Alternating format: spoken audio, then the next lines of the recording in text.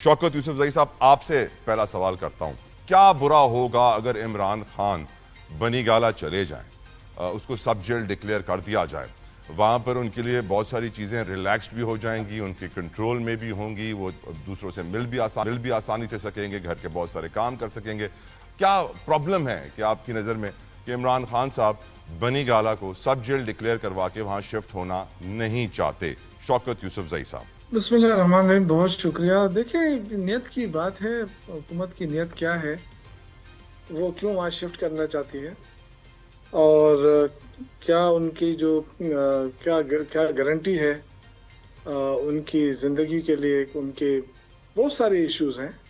तो मेरा ये ख्याल है कि फैसला तो पार्टी ने करना है, लेकिन ये कि गवर्नमेंट का जो एटीट्यूड है, जो अब तक उनका तौर तरीका रहा है, मेरा नहीं ख्याल है कि वो ऐसा अगर वो कर रही है तो उसके पीछे क्या हो सकता है। तो ये तो पार्टी देखेगी, फिर डिसाइड करेगी। परवेज संधीला साहब, जिस तरह की बात अब शौकत साहब ने कही है कि हो सकता है कि इसके पीछे भी नून लीग की कोई चाल हो, कहीं ऐसा ना हो कि इमरान खान बनी गाला चले जाएं और उनकी जिंदगी को खतरा लाहक हो जाए, कोई और थ्रेट ना आ जाए।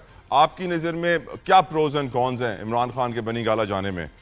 परवेज संधीला साहब। देखिए, शौकत यूसुफ साहब जो हैं, अगर वो ये समझते हैं कि इमरान खान साहब अडियाला जेल में महफूज हैं तो बड़ी अच्छी बात है। पाकिस्तान मुस्लिम लीग नून तो उसी सूरत में इमरान खान साहब को या उनकी जो हुकूमत है इस वक्त मुस्लिम लीग नून की इजाज़त देगी या उस पर कोई गौर करेगी जब इमरान खान साहब इसके लिए कोई बाकायदा तौर पर दरख्वास्त देंगे, इसके लिए बाकायदा तौर पर कोई रिक्वेस्ट करेंगे।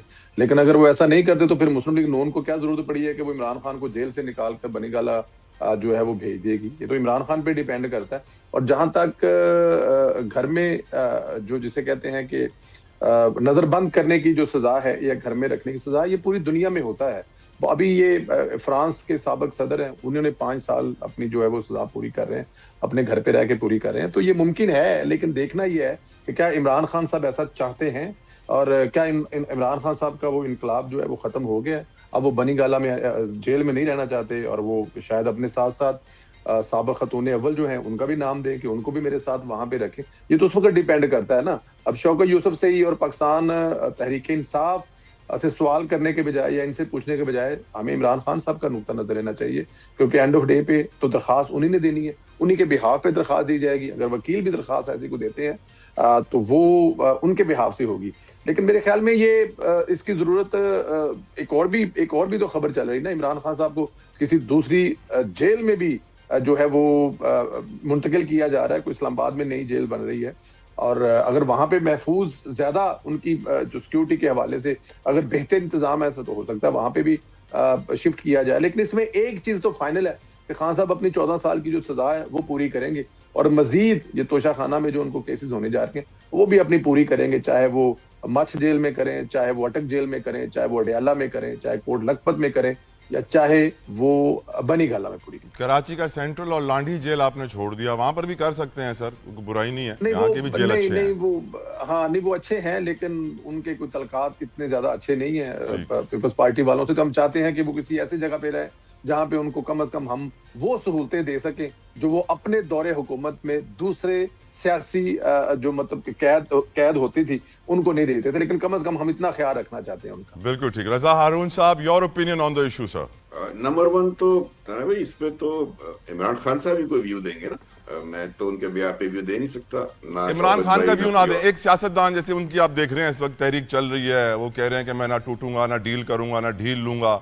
अगर वो क्या घर चले जाते हैं तो वो डील का नजरिया आ जाता है कि डील ले ली उन्होंने। नहीं, कोई नजर ही नहीं आता। देखें, घर जाने एक सीधी सी बात है ना कि वो इस वक्त कैद में है, सही या गलत इस पे बहस नहीं करते। ठीक।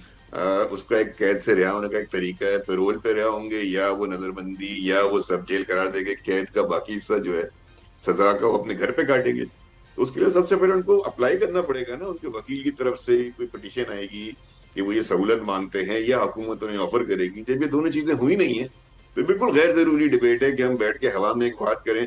और बेगानी शादी में अब्दुल्ला दीवाने वाली बात है ना कि वो तो या तो उनका मसला है या उनकी पार्टी का मसला है या अदालतों का मसला है, हुकूमत का मसला है, किसी और का तो कोई इश्यू कोई नहीं है। बिल्कुल ठीक। अब गुफ्तगू बदल देते हैं आपके कहने के ऊपर रजा हारून साहब, और आपसे ही शुरू हाँ करता हाँ हूँ। आपसे अगला सवाल शुरू करना चाहूंगा। अगला सवाल मेरा आपसे यह है कि आपके ओपिनियन में, आपकी नजर में टीएलपी पर पाबंदी लगनी चाहिए सर? अगर देखें, एक बड़ा तरीक़ेकार है उसका पाबंदी लगाने का, और वो पाकिस्तान के आइन के आर्टिकल 17 सब सेक्शन 2 में वजाहत से लिख दिया गया है कि अगर तो वो ऐसी एक्टिविटीज में हैं जो कि रियासत मुखालिफ हैं, या उससे पाकिस्तान की सॉवरेनिटी को या पाकिस्तान की आइडियोलॉजी को खतरा है, तो फिर उसको हम और आप खत्म नहीं कर सकते। उसका उसका सिर्फ इतना इख्तियार है वफाकी काबीना के पास कि वो एक रेफरेंस सुप्रीम कोर्ट में दाखिल करते हैं। तो अगर हमारी ये ख्वाहिश भी हो कि उसमें पाबंदी लग जाए, तो बहरहाल फाइनल फैसला सुप्रीम कोर्ट ने करना है, क्योंकि जमातों को इस तरीके से काबीना या हुकूमतों के फैसले से खत्म नहीं किया जा सकता। तो अगर वो पहले तो ये वो हमें वो चार्जशीट देखनी पड़ेगी जो पंजाब गवर्नमेंट जिस बुनियाद पे पंजाब की काबीना ने ये बात की है, क्या है उस चार्जशीट में वो रेलेवेंट पॉइंट्स हैं जो कि एक सियासी जमातें पाबंदी करते हैं। क्योंकि देखिए, अगर आपको लीडर से इख्तिलाफ है और अगर लीडर पे चार्जशीट है तो लीडर चेंज हो सकता है, लेकिन अगर आपको जमात के नजरिए पर चार्जशीट है तो फिर इतने अर्से से वो जमात काम कैसे कर रही थी, बहुत बड़े बड़े सवालात पैदा होंगे ना।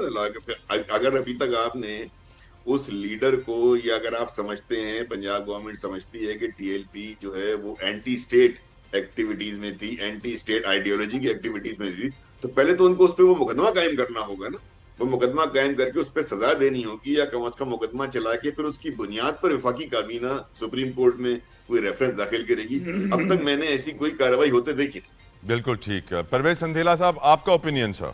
हारून साहब की काफ़ी बातों से तो मैं एग्री करता हूँ, लेकिन पाकिस्तान ये जो टीटीपी जो मजहबी जमात है, इसका जो माजी देखा जाए ना, जब से ये वजूद में आई है उस वक्त से लेके अब तक, तो है तो ये तशद्दुद पसंद, इसमें तो कुछ दूसरी राय नहीं है। चाहे वो रावलपिंडी वाला धरना हो, चाहे 2016-17 में, फिर उसके बाद इमरान खान साहब के दौर में, फिर उसके बाद अभी जो इन्होंने किया है, और बगैर किसी वजह के किया है। देखें, किसी जगह पे कोई वजह भी हो ना, तो मेरे ख्याल में पाकिस्तान का हर मुसलमान वही चाहेगा जो मजहबी जमातें चाहती हैं। लेकिन अब मजहबी जमातें किसी जगह पे आकर रियासत को, स्टेट को ब्लैकमेल करना शुरू कर दें, जिस तरह पाकिस्तान तहरीक इंसाफ को सोशल मीडिया चलाता है, तो अब इस तरह पाकिस्तान स्टेट को जो है वो ये मजहबी जमात चलाना शुरू कर दे, तो फिर मसाइल होंगे। देखें ना कि वहाँ पर इशू ये है कि गजा में सुलह हो रही है, हमास वाले सुलह कर रहे हैं, फलस्तीन वाले सुलह कर रहे हैं, इसराइल के साथ उनकी कोई अमन की कोई डील हो रही है। तो यहाँ पर मुझे और आपको तो खुश होना चाहिए, क्योंकि वहां पर तो जो बच्चे हैं, वहां पर जो बुजुर्ग हैं, वहां पे जो घर हैं, वो तो हर चीज तबाह बर्बाद हुई पड़ी है। लेकिन हम उस पे प्रोटेस्ट करने निकल पड़े कि नहीं नहीं ये नहीं होना चाहिए। तो मेरे और आपके घर पे तो बम नहीं गिर रहे ना, मेरे और आपके बच्चे तो वहां पे शहीद नहीं हो रहे ना, मेरे और बच्चे आपके भूख से मर तो नहीं रहे हैं ना। तो उस पे आकर जो उन्होंने किया, मेरे ख्याल में ये काफी है इन पर पाबंदी लगने के लिए। हाँ, तरीकाकार जो है वो इख्तियार करना चाहिए। 1 2 3 तो जाहिर है पाबंदी नहीं लग सकती, लेकिन जो एक तरीका है पाकिस्तान के आइन के मुताबिक उस पर चलना चाहिए, पाबंदी लगनी चाहिए। क्योंकि इनको मजीद अगर ढील देंगे तो ये हो सकता ही नहीं है कि आने वाले वक्त में ऐसा कोई नहीं करेंगे। देखिए, ये आम लोग हैं, मतलब कि मस्जिदों में, मतलब कि इमाम मस्जिद थे वालिद साहब जो अभी इस जमात को लीड कर रहे हैं, वो वहां से आए, उनको फेम मिला, उनको मतलब कि दौलत मिली, शोहरत मिली, और उसके बाद फिर उन्होंने समझा कि हम तो कुछ भी कर ले तो हमें कोई पूछेगा ही नहीं है। और लोग जो हैं जज्बाती हैं, इस्लाम के नाम पर वो जज्बात में आकर वो ऐसी चीजें भी कर जाते हैं जो उनको भी पता है कि वो गलत है। तो मेरे ख्याल में अगर पाबंदी लग जाए तो ज्यादा बेहतर है, क्योंकि आपने देखे पहले भी पाबंदी लगी थी, फिर पाबंदी हटा दी गई थी, और उसके बाद सीखा तो कुछ भी नहीं है, या तो सीख लेते। और फिर एक बात और जो साहब, अगर इनके जो लीडरान हैं, जो इनको लीड करने वाले हैं, उनमें जो उनके छोटे बेटे हैं, उनकी अगर तकारीर सुने तो जिस किस्म की वो गुफ्तगू करते हैं, कोई मुहज्जब मुआशरा उस गुफ्तगू को एक्सेप्ट ही नहीं कर सकता। मतलब वो जिस हद तक चले जाते हैं, जिस हद तक वो गालियां तक निकाल जाते हैं और वो फतवे दे देते हैं कत्लो गारत और मारने के, मेरे ख्याल में पाबंदी लगनी चाहिए।